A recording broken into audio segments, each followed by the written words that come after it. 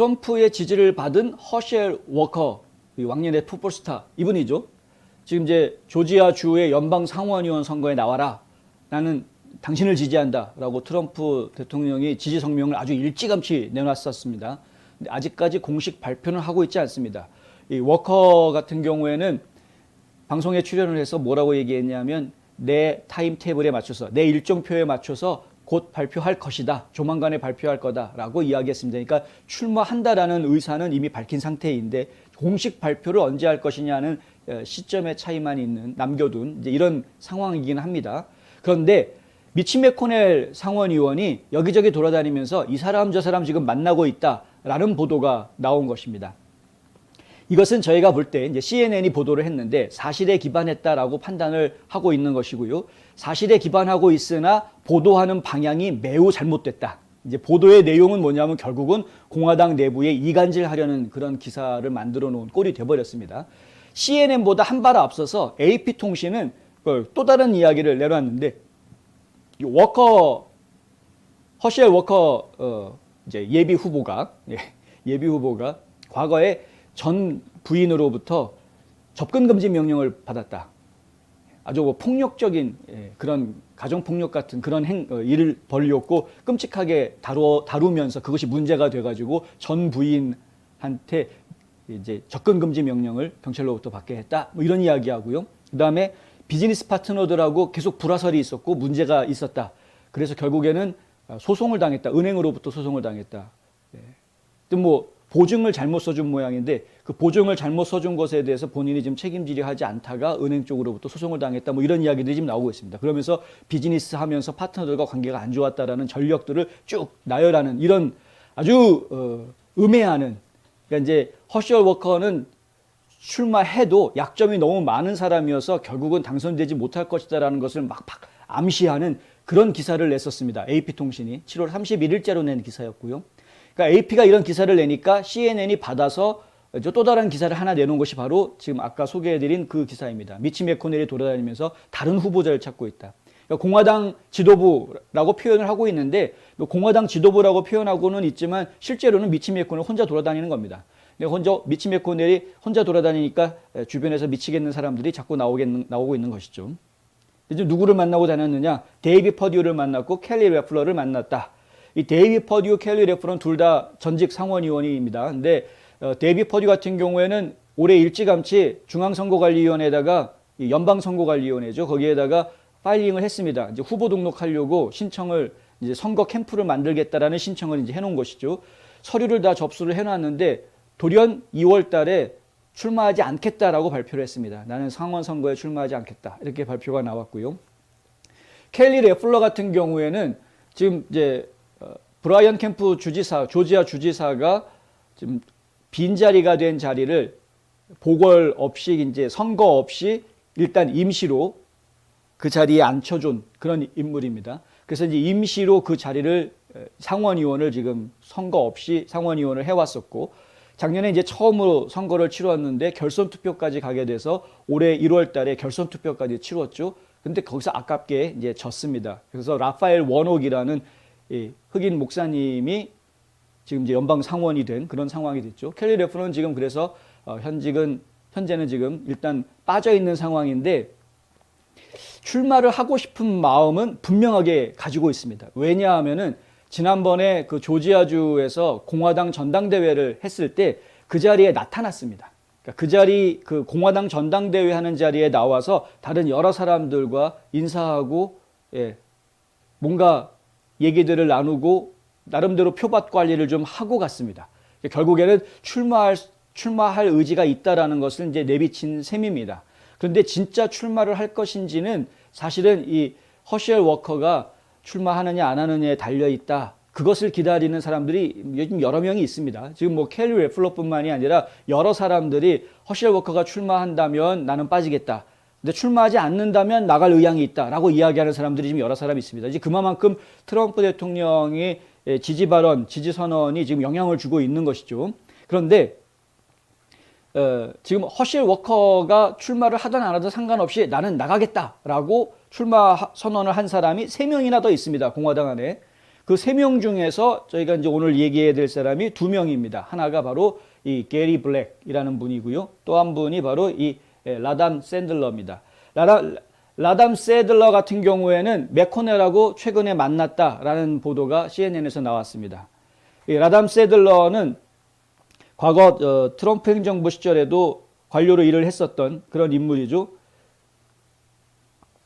그렇기 때문에 이 뭔가 좀 또 젊은 인물이고, 그래서 뭔가 젊은 분위기, 젊은 피 이런 것들에 대한 분위기 쇄신 같은 메시지를 좀 전해줄 수도 있는 그런 장점이 하나가 있는 것이고요.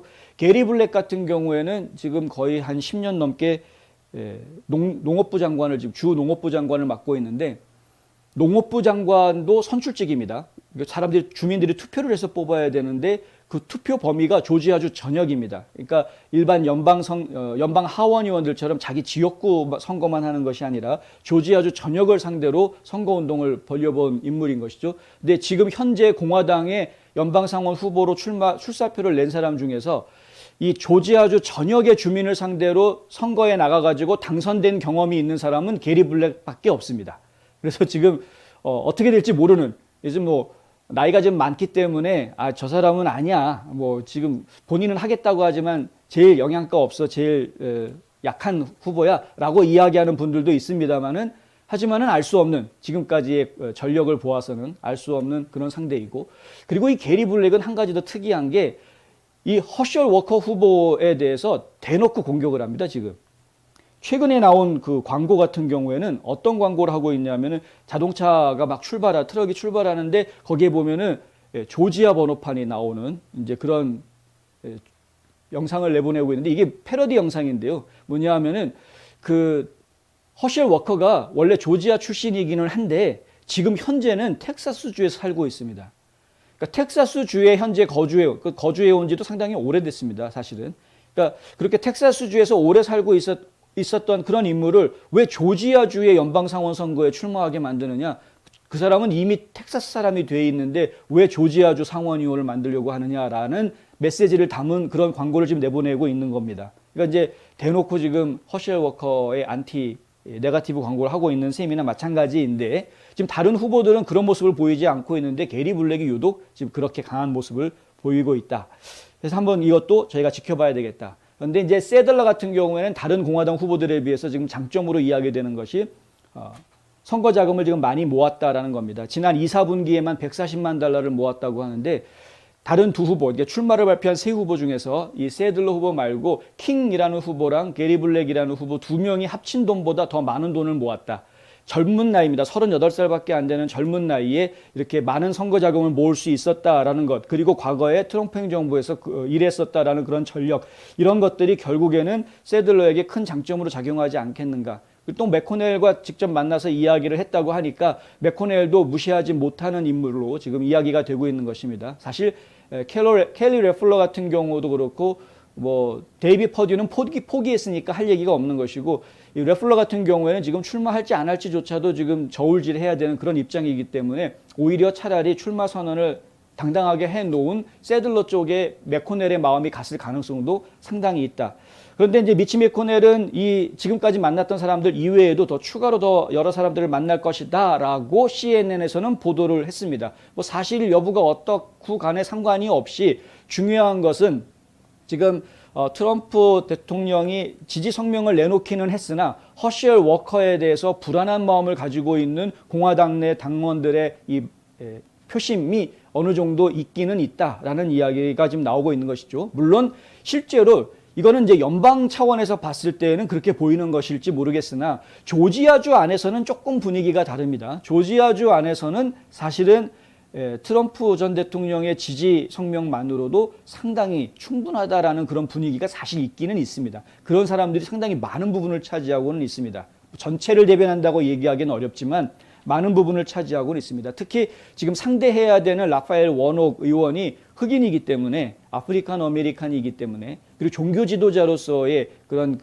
메릿이 장점이 있기 때문에, 그래서 결국에는 그에 필적할 만한 상대가 되기 위해서는 역시 아프리칸 아메리칸이면서 이미 조지아주에 많은 팬덤을 확보하고 있는 허셜 워커가 적임자가 아니겠느냐라고 이야기하는 분들이 상당히 많이 있는 것은 사실입니다.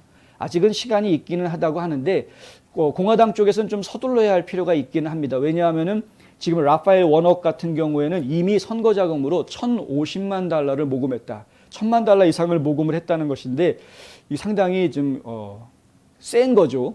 보통 이제 연방 상원 선거를 치르기 위해서 필요한 자금으로 이야기되는 것이 맥시멈 뭐 2천만 달러면은 그건 굉장히 많이 모으는 것이다. 이렇게 이야기하고 있는 상황인데, 근데 이 벌써 1,000만 달러를 모았다.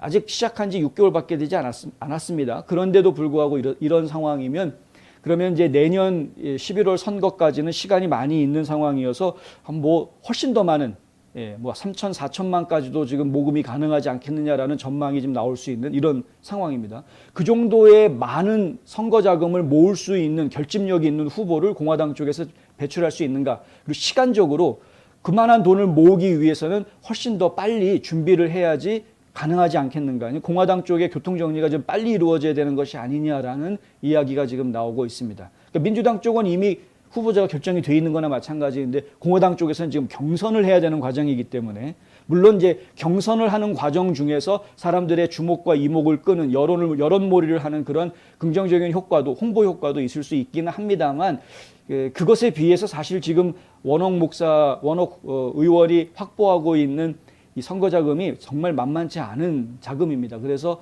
좀 우려스러운 부분들이 있다는 것이죠. 공화당 쪽에서는. 그렇다 보니까 미치 매코넬이 가만히 있어서는 안 되겠다. 좀 확실하게 좀 움직여야 되겠다. 누가 좀 나와야 될지, 누구 보고 좀 부추겨가지고 나오라고 얘기를 해야 될지 한번 돌아야 되겠다라는 생각을 지금 안 할 수가 없었던 것 같습니다.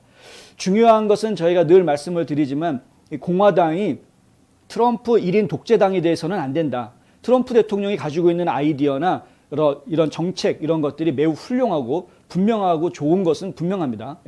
그건 뭐 앞으로 미국이 가야 될 옳은 방향들을 제시하고 있다라는 데는 이견의 의지가 없습니다. 공화당 내에서도 그런 부분에 대해서는 많이 의견의 일치를 지금 보고 있습니다. 문제는 뭐냐하면 다양한 스펙트럼이 있어야 그것이 정말 넓은 공화당의 전체를 보수주의 전체를 대변할 수 있는 모습이 된다라는 것입니다. 그렇지 않으면 이게 독재로 흘러갈 수 있기 때문에 그런 것이죠. 그것은 또 하나의 파쇼 정권을 만드는 길밖에 안 된다.